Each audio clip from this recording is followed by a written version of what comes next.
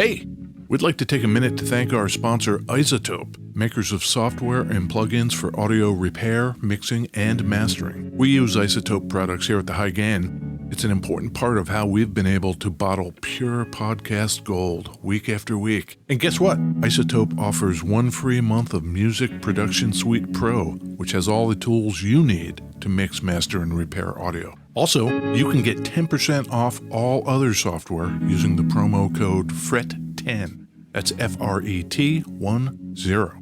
All of this is at iZotope.com, IZOTOPE.com.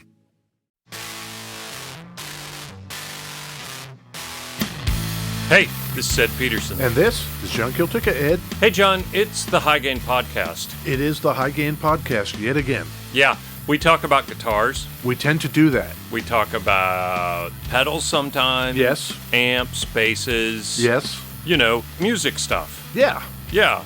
That's what we do. Yeah. Where do we record from, John? We record from beautiful West Seattle, United States, planet Earth. 98136? 98116.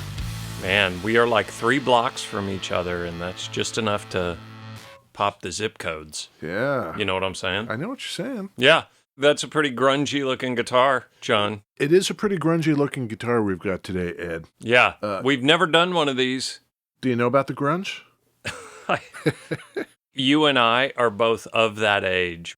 Well, not only are we of that age, but we were here in beautiful Seattle for it. Right. So that's a thing. Yeah. I had the appropriate hair. Did you have the grunge hair? Oh, for sure. You know, shoulder length, all one length, kind of that look. Did you ever wear the long underwear with shorts over it? That wasn't really my jam. I think that was kind of in the Eddie Vedder Pearl Jam camp, pretty heavy. Yeah. Not really my look. What about you? No, but I did have black work boots. Sure. Plenty of flannels and ripped up jeans, that kind of thing. Yeah. The welcome wind will cut you out faster than you think. The smiling sun will melt you down before you blink. The happy earth will take you in like paper swallows ink. Water, water everywhere, but not a drop to drink.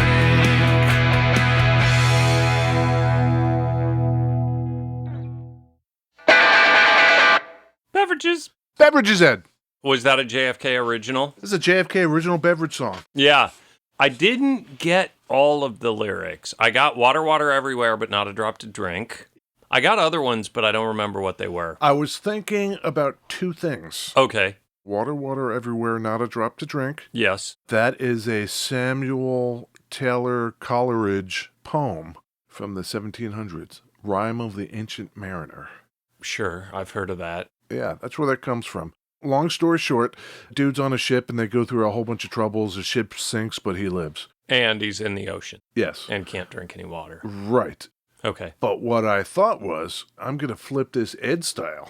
Oh, Ed style. I was thinking about you and your beloved Palm Springs desert style. Oh. The wind will cut you faster than you think. The sun will melt you before you blink. Oh, my gosh. The earth will take you in like paper swallows ink. Love it.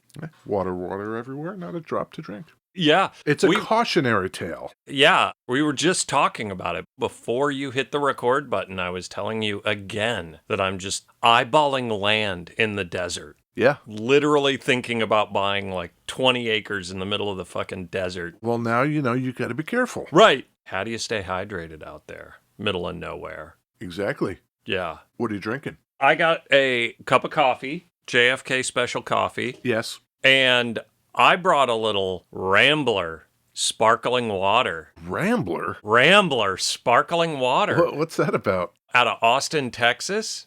It's Texas limestone filtered. It's just got that kind of old school 50s look, you know, like hobo water.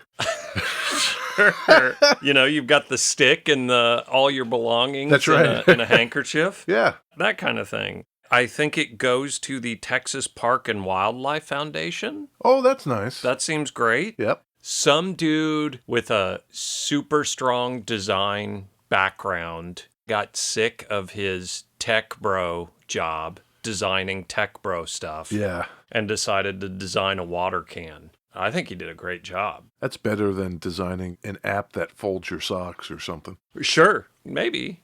What about you? What do you got? I also have coffee Okay. from the house, Yeah. but I have to replace the electrolytes just because that's a thing a person wants to do occasionally. Oh, for sure. So I am rocking a Gatorade.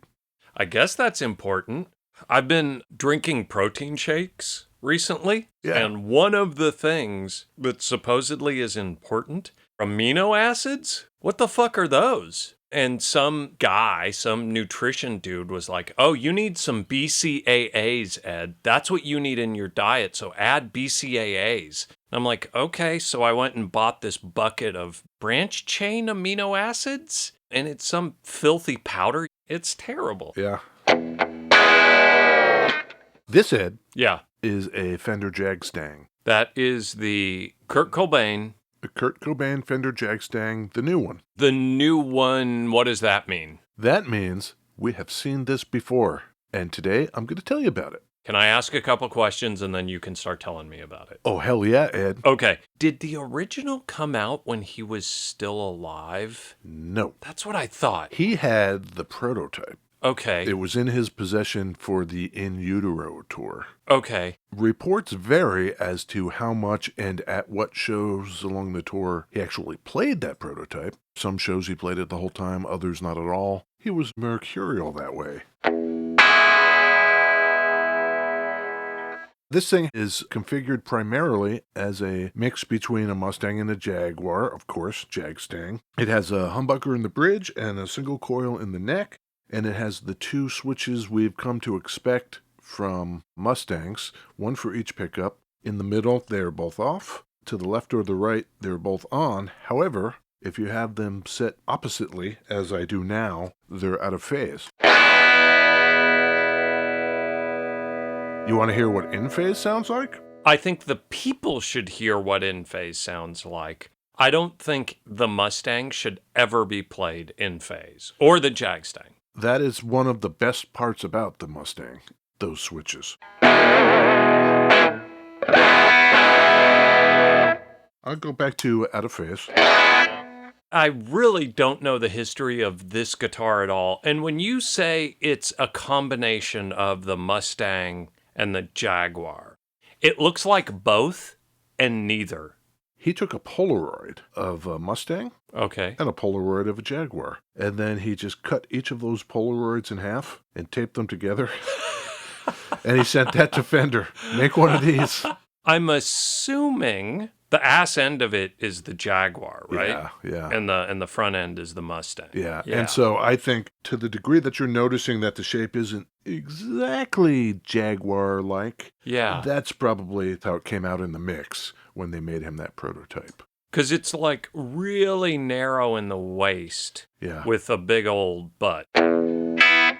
Here's where I confess, Okay. you know how you don't care about tone woods? Yeah. I don't give a fuck about scale length. Never have. Huh. Something that's way short, like a Mustang, I can feel that it's smaller. Right. But how does the scale length affect how I play?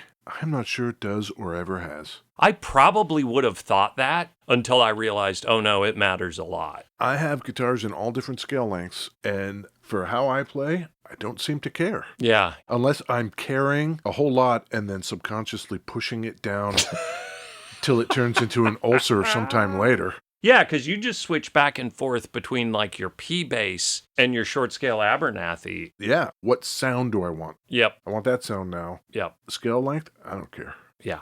So this is shorter scale. Yes. Right.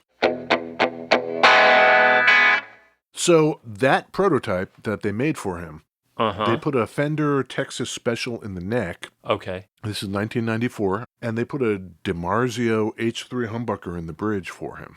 They modded it a little bit in the Nirvana camp before they went out on tour, and there you go. That was it, but we know how that ended. Yeah. Yeah. Do you remember where you were when you heard that he died? Sure do. I was listening to the radio when it was announced at the time, too. Yeah, so was I. I was leaving school, driving home from Pullman, Washington, and coming back to Seattle. I was at work. I was doing digital photo restoration in a camera shop. Nice. That was my job at the time. So I would just work all day with the radio on. Yeah. The news came across the radio right there in real time. Yeah, same for me in the car driving. It's definitely one of those few events where I actually remember. That was me bringing it back up. Oh, I love it. Yeah. In 95, they went ahead with the production run. Okay. They put a vintage-style single coil in the neck instead of Kurt's Texas Special, and what they called a special design humbucker in the bridge. It was no longer a DiMarzio. Maybe that's the kind of thing that happens when something goes into production. It's like, yeah, it needs to be less expensive maybe, or who knows what.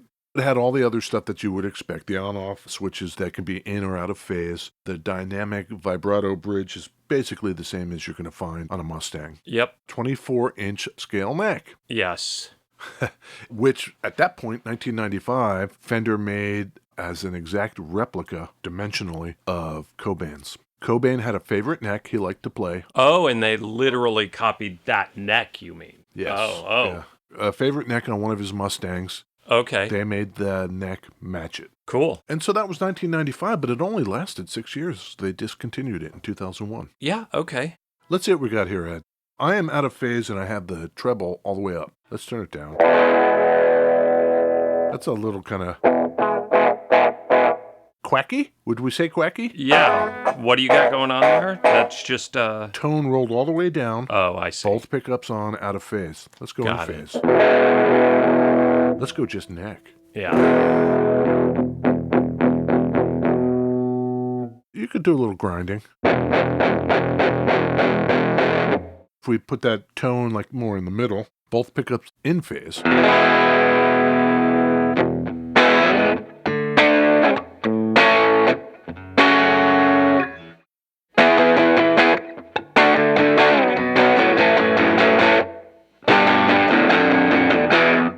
Sounds great. But then in 2003, Ed, Fender Japan reissued the Jag-Stang. So just a couple of years later. A couple of years later, you could get a Japanese one. Okay. But then in 2006, Ed, Fender Japan discontinued it. Sure. Until this model, which just came out just last year, end of 2021, the newest Jag-Stang you would have been able to get would have been 2006.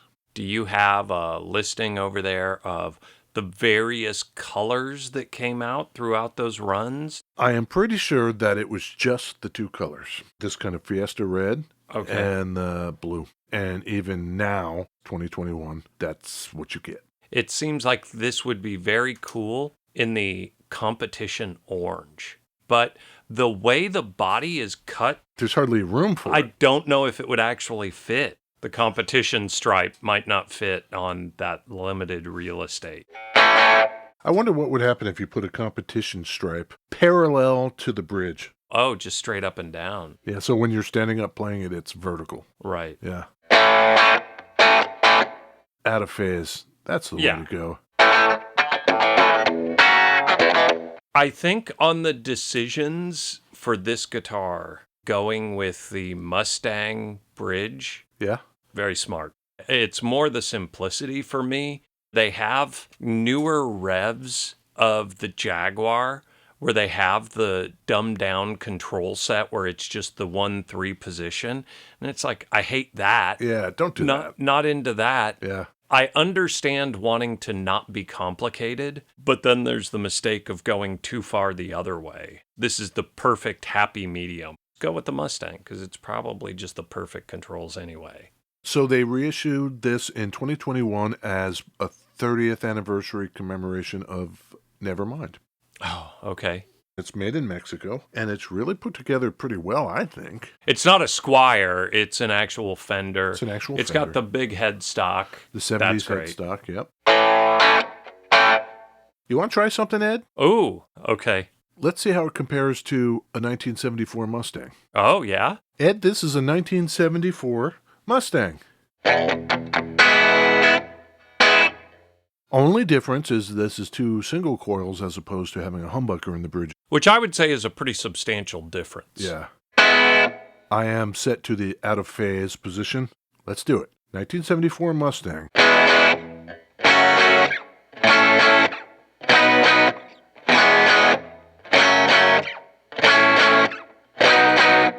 ...2021 Fender Jag-Stang.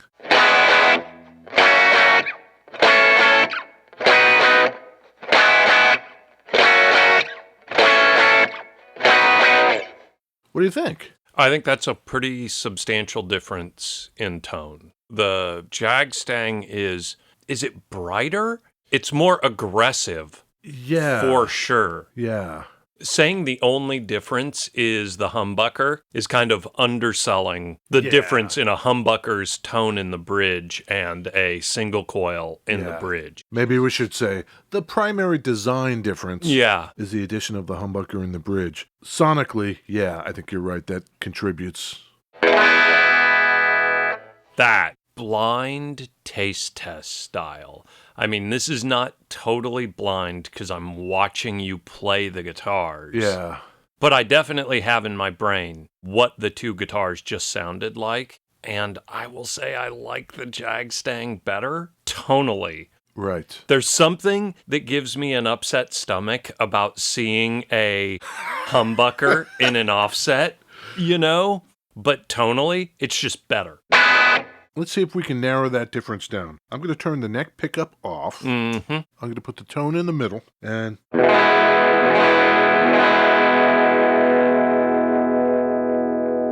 that is just the humbucker. Is it imprinted in your brain pan? Yeah. Here comes the 74 Mustang. Just doesn't have the range, right? It's more mids. Yeah, maybe not quite the same, huh? Well, No. Definitely not the same. The current Jag-Stang, I think we're saying it compares favorably. Oh, I mentioned Samuel Taylor Coleridge, the poet of the rhyme of the Ancient Mariner. For sure. Upon which our brand new beverage song is based. Uh-huh. I got to digging into him. Oh, okay. In his spare time in the 1700s, he liked to make up words and coin them, or phrases, or invent new meanings for shit. Okay. And a lot of them survive to this day. I'm ready for one. Soulmate.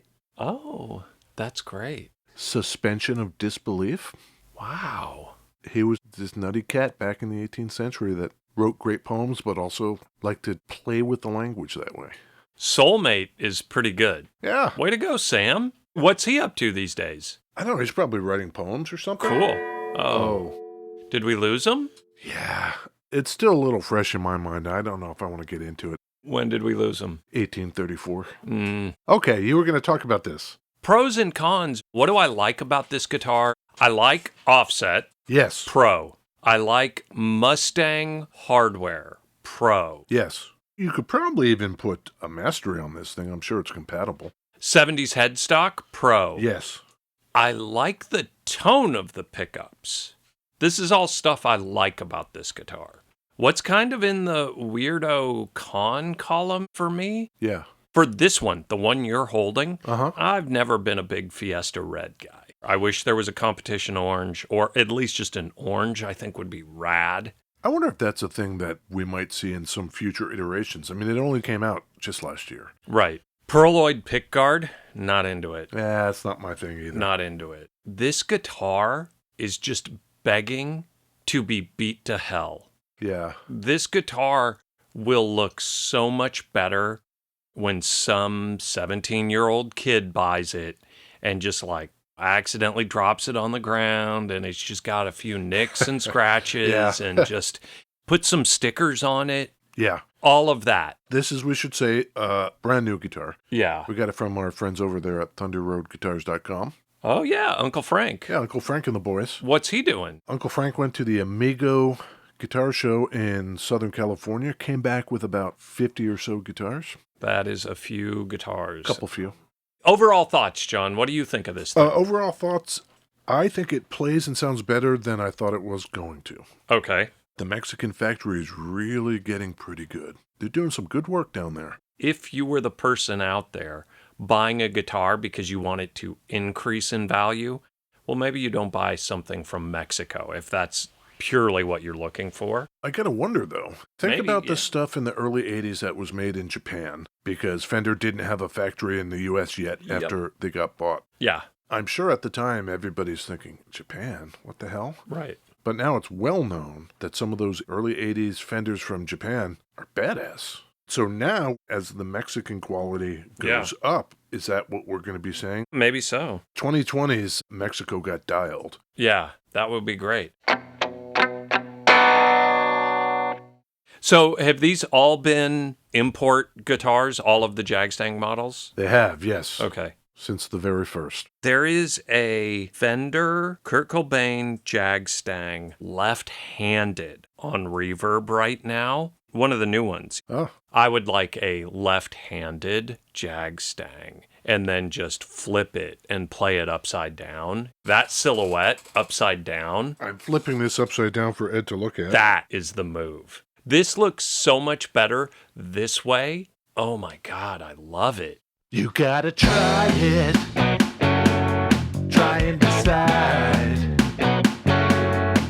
Is it hello or goodbye? Buy or deny? Okay, we went through the pros and cons. Yeah. What we like, what we don't like. Now it's getting out the wallet time, Ed. Mm-hmm. Buy or deny?